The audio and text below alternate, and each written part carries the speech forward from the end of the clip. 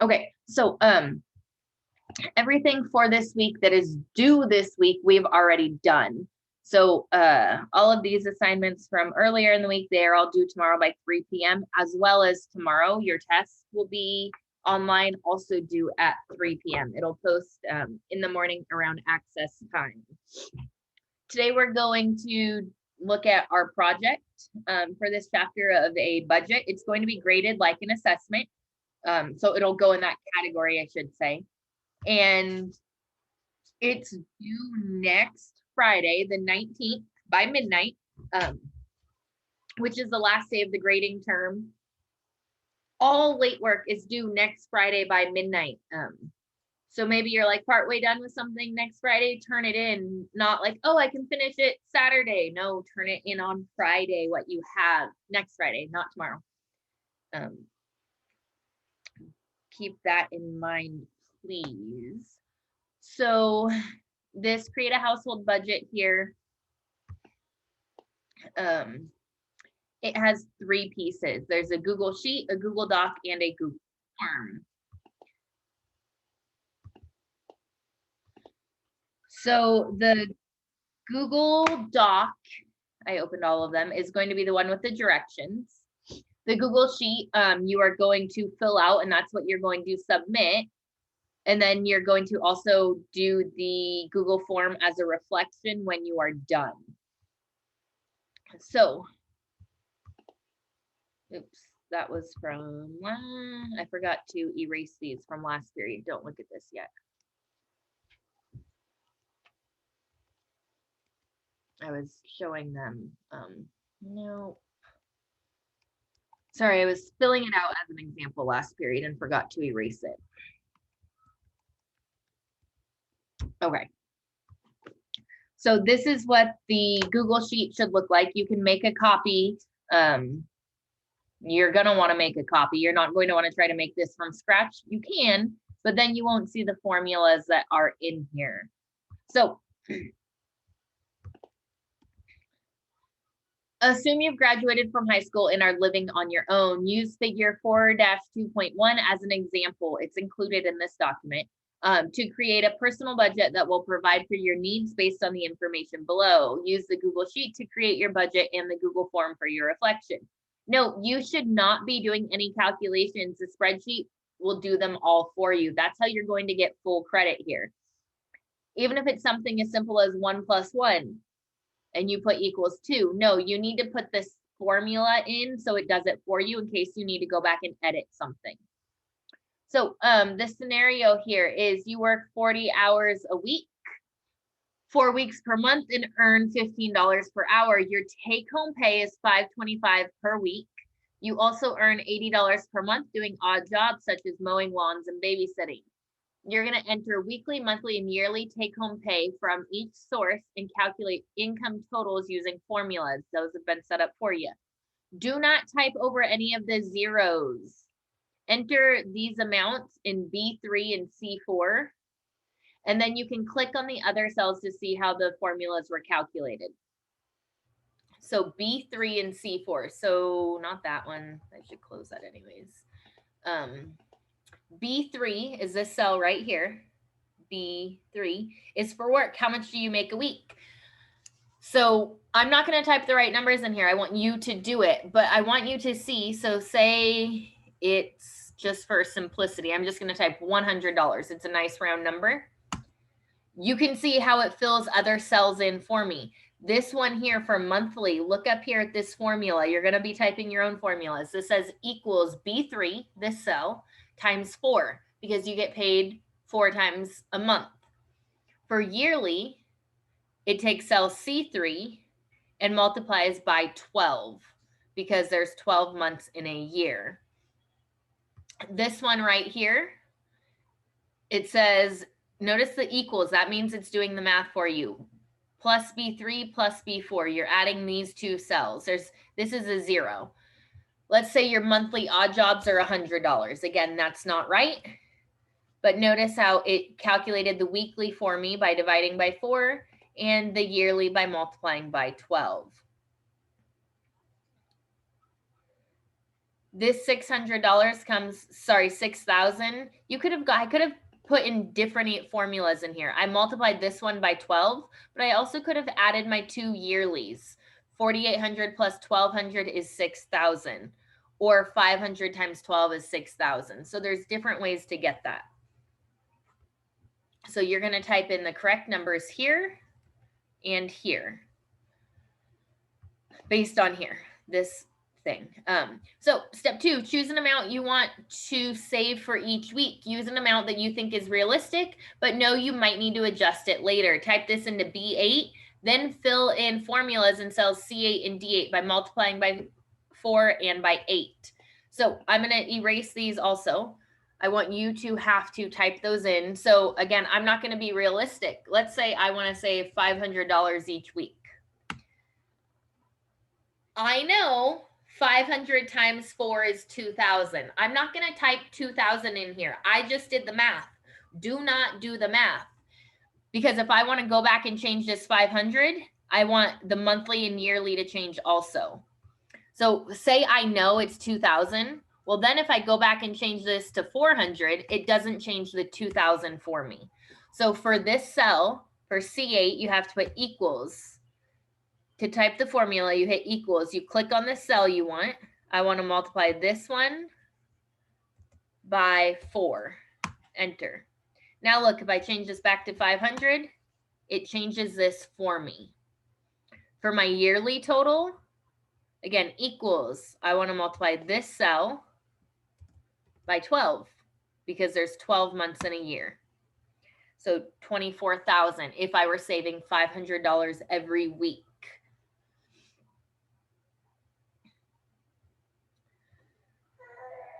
All right, so then list the estimated expenses for 1 month. Assume your health insurance and taxes you must pay are both already deducted from your paycheck. These are typical expenses for a budget. You can add items. So think about that activity I went over yesterday. Some of you had like other high priority items or needs that you might want to add to this list. So steps 3 and 4 really kind of go together. So conduct research to find typical monthly costs for these items in Benicia or another area you want to live in. I don't care. If you know you want to live in San Diego, look for apartments online in San Diego. You can ask your parents and other adults how much they pay for some of these items. And they may not know. They may not know how much it costs to rent an apartment in San Diego. Google it. Find an apartment listing. This counts as a test. This is not something you should be able to get done in 10 minutes. You can get a good grade on it, I should say. And then, but make sure you are keeping track of where you're getting your information. So say I want to live in New York, I would look up apartments in New York and then copy and paste whatever website it was. So you can just copy and paste them off to the side here. Just kind of click in the cell and paste it, whatever link once you find one. You will end up needing them in your form at the end, but then you could just go back here. If you talk to your parents, I'll go over that more in a minute. So your expenses for the month go in column C. If it doesn't apply to you, you can put a 0. Then you need to put the formulas for B and D in. So I started this one for you. So to get your weekly amount, if you know the monthly amount, you divide by 4. And then for yearly amount, you take monthly and multiply by 12. So let's say your rent is $2,400. Well, divided by 4 then is 600. Oh, just kidding. I found an apartment I like more that's actually $2,800 a month. Well, that's $700 a week. So that's where typing this in and not doing the math makes it really easy to change things later on. So you fill in your monthly. Most of these will be monthly. Sure, maybe your lunches will be weekly, but I really think these are all going to be monthly expenses. Fill in your formulas for each one. Notice right here, I filled in the total expenses. Look at the way this is done. I put equals the sum of B11 it has the semicolon. The way you do this, you don't have to, it's already in there, but I'll show you how it's done. If I hit equals, I type the word sum, the parentheses pop up for me. So I can click the cells I want and drag down, and it puts that colon in for me. I didn't have to do that. The other way you can do it is you could list every single one. Say I wanted to right here, I could put equals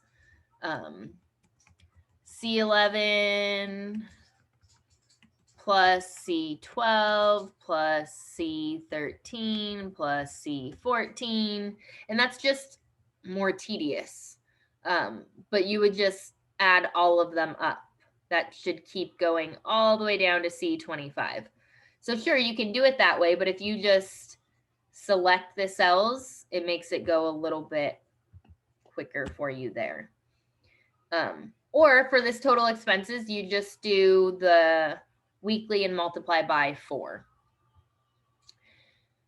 For savings and expenses, it takes the savings amount here and the expenses and it adds them for you. Again, it does it for you. So if I go back and say, just kidding, I really can only save $300 a month. Oops. I don't know what happened.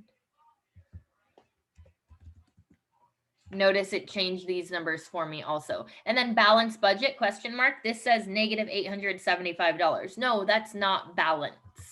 So you go through, you do your research, you find typical cost.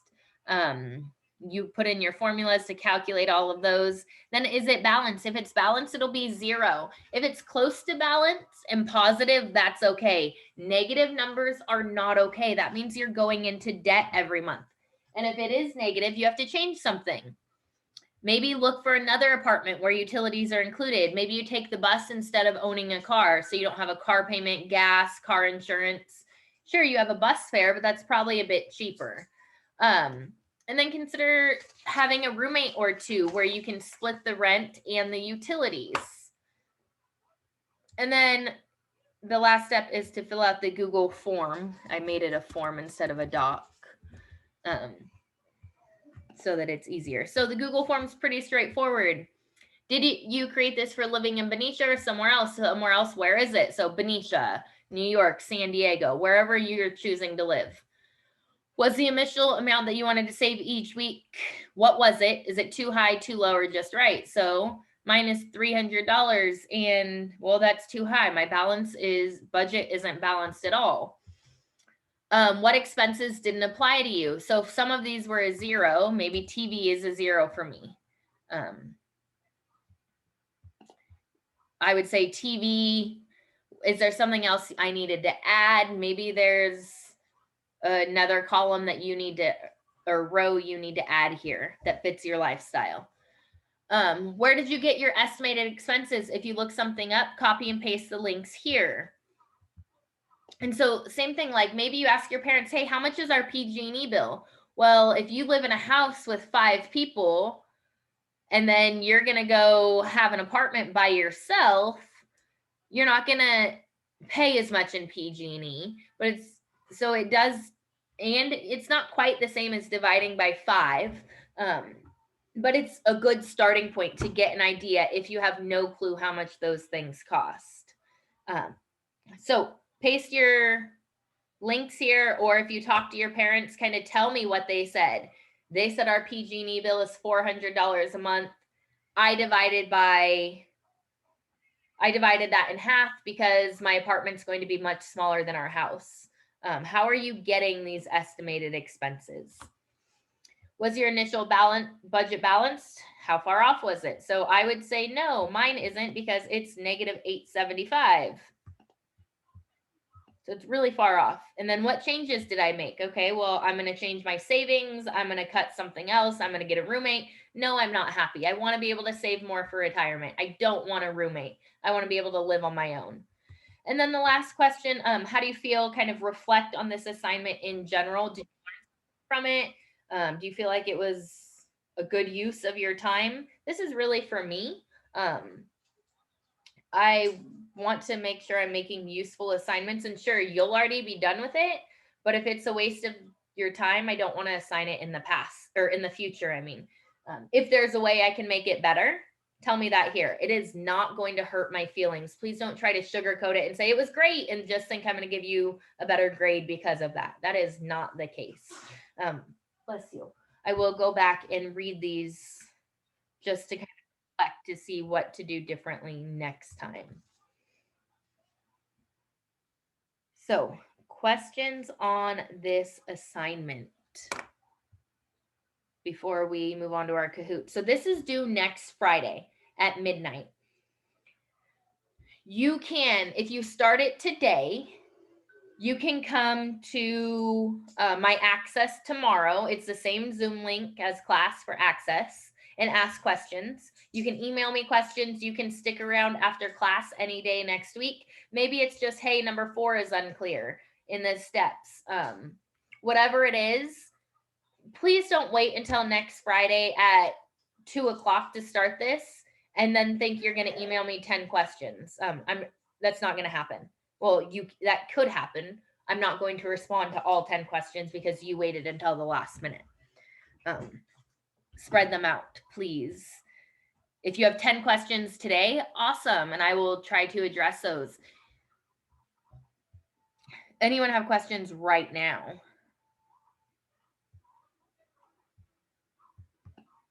All right, we are going to do our Kahoot, and then that'll be it for the week.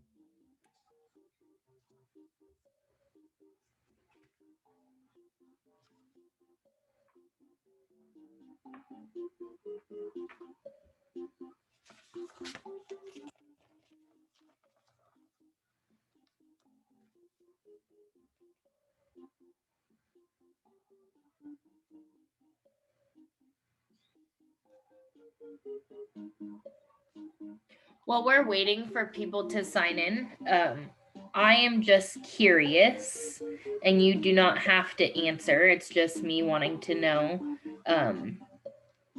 You may or may not have heard the school board approved for in-person learning to start after spring break. Just curious, do you plan on coming back? Yes or no? Or maybe you're, I'm not sure, and why? If you're not coming back, why not? Maybe it's you don't feel safe. Maybe it's you want to hang out in your pajamas all day. Maybe you're not going back because your parents don't want you to go back. Maybe you are going back because your parents are making you go back. Maybe you don't know because it depends on what the schedule is like. Which I'm waiting to find out more information. I'm just curious to know where everyone else is falling. And again, if you don't want to share, fine. I have mixed feelings.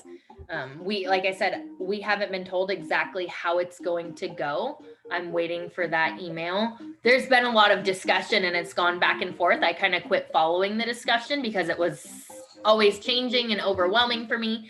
I do know my world's going to change a lot, right? I'll be there all day instead of at home. Right now I have first period prep, so I don't start teaching until 10.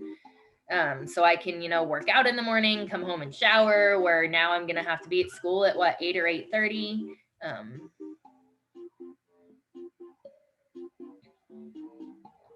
So like I said, I'm just curious while we're waiting.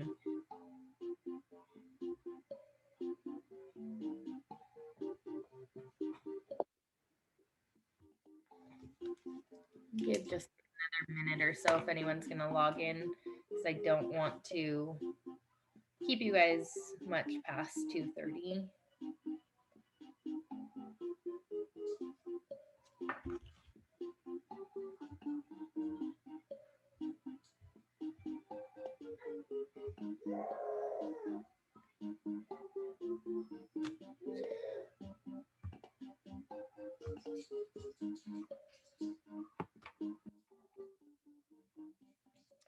Yeah, and if some people have said like the way classes are now, but I don't know. Honestly, classes are going to be different, right? I'm still going to be teaching all of you from my understanding, but some of you will be there in person and some of you will be online. So, and then class is an hour and 20 minutes. And when you're at school, you don't get to just leave if our Zoom is over, kind of thing. So classes will change for everyone either way, I think. I don't think there's a right answer. There's a lot of wrong ways it can be done, but I don't think there's one right way. It'll be a learning experience for all of us, I think, as this whole thing has been, right? It was almost a year ago to the day that we were all excited. A lot of people were very excited to find out we got 2 weeks off of school. And then little did we know it would change a lot more than that. But here we go.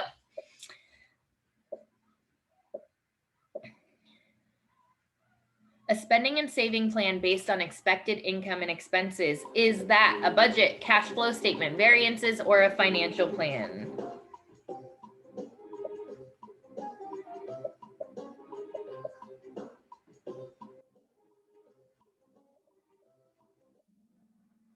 That is a budget. We'll talk about a financial plan in a little bit. Few questions in. Things people desire for reasons beyond survival and basic comfort. Are those assets, needs, liabilities, or wants?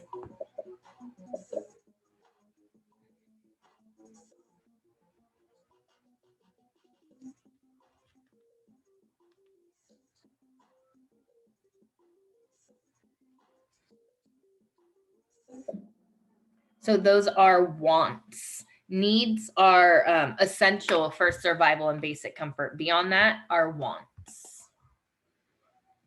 The value of your next best option. What are you giving up? Are those liabilities, trade-offs, opportunity costs, or buyer's remorse?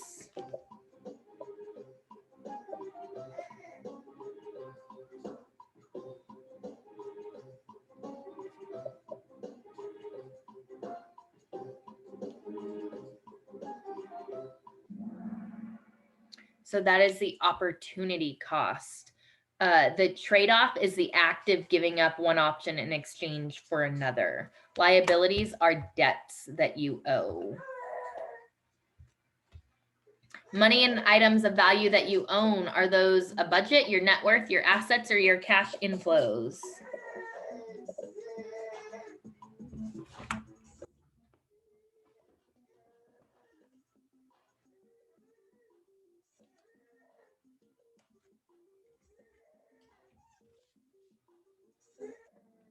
So those are your assets. Your assets are part of your net worth, but your net worth is your assets minus your liabilities. A set of personal and financial goals along with steps and timelines for achieving them. Is that a budget, a financial plan, variable expenses, or benchmarks?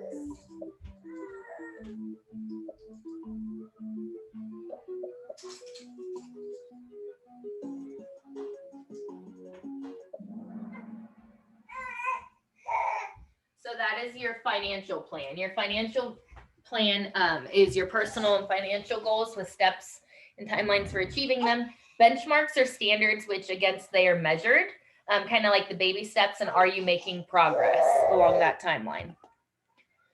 True or false, keeping good records will help you prepare a better budget.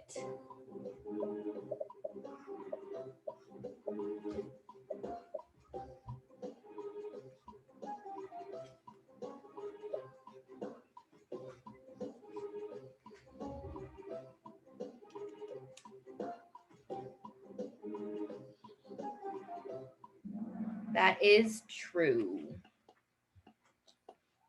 True or false? When creating a financial plan, financial goals should be first because your personal goals will be based on them. So financial goals should be first and then your personal goals.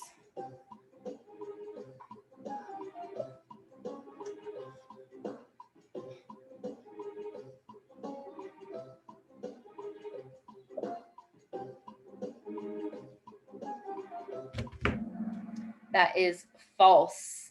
Your personal goals should be first, and then your financial goals will be based on them. So it's the other way around. So your personal goal, I want to buy a house or I want to own my own house. So your financial goal is, save money to buy a down payment, save money to buy this house. True or false? Financial planners usually receive a fee for their consulting services.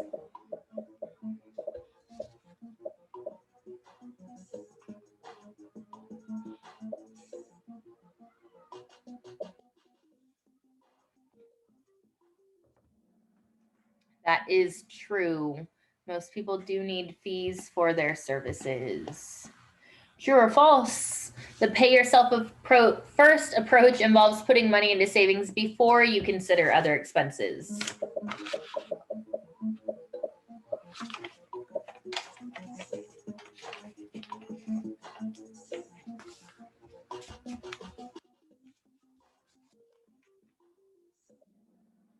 That is true. So you pay yourself first and then you consider other things. True or false? The amount owed on your credit card is an example of a liability.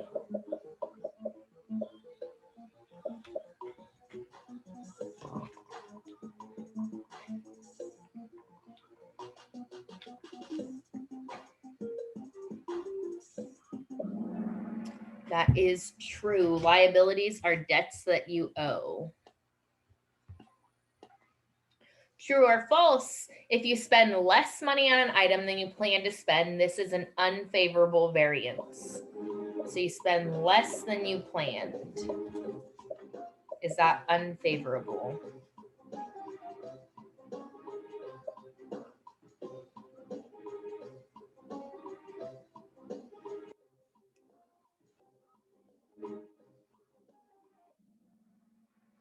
That is false.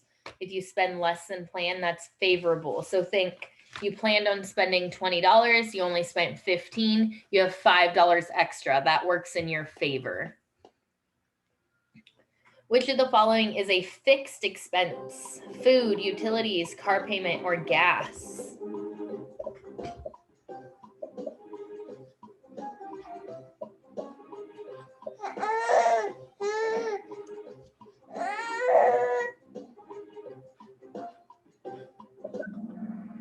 That is a car payment. So fixed expense doesn't change each month. So food, utilities, and gas will all change because they're based on usage.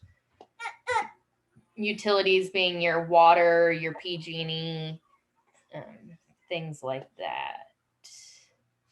A personal net worth statement shows all of the following except your net worth, your total liabilities, the net cash flow, and total assets.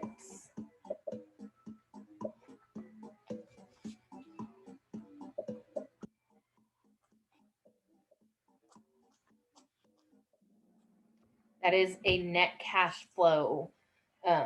So a net worth statement shows your net worth by showing your total assets minus your total liabilities. Hey, we're almost done. Which of the following is a variable expense? Mortgage, car insurance, water bill, or car payment? Which is variable?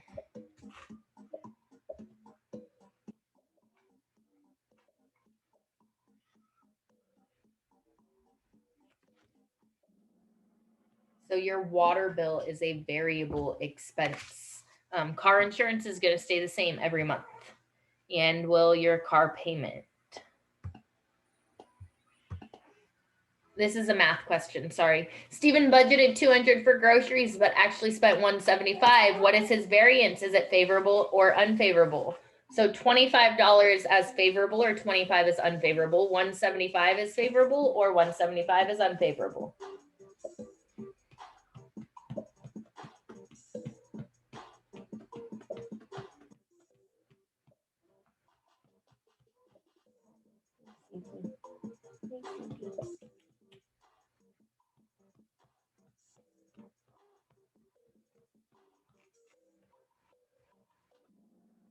So that is $25 variance and it is favorable. he spent $25 less than he planned, so he has $25 extra. One more math question if you want to open the calculator app on your phone or something, or get out your calculator. Sherry has $31,565 in total assets and owes $13,565 on her car loan and credit cards. What is her net worth? $18,000, $45,130, $130, $16,000, or none of these. So $31,565 in assets, and she owes $13,565. Hey. Hi. So $18,000. You subtract, so what she owes her assets, you subtract what she has, not what she owes. You subtract what she owes from that, because those are her liabilities. All right, wait for this button.